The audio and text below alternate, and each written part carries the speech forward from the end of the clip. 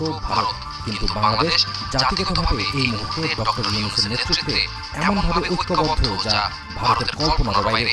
এতদিন বাংলাদেশকে অঙ্গরাজ্যের মতো করে যাচ্ছেতাইভাবে ব্যবহার করে আসছে দিল্লি।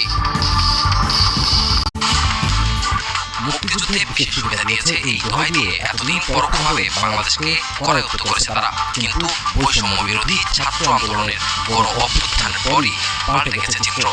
এখন ভারত বয়কট আন্দোলন দিনকে দিন তীব্র হচ্ছে বাংলাদেশে।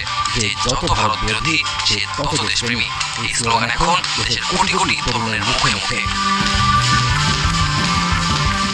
তাই ইসকন নেতা চিন্ময় কৃষ্ণ প্রভু আটকের পর থেকেই দুই দেশের বৈরিতা আন্তর্জাতিক রূপ পেয়েছে।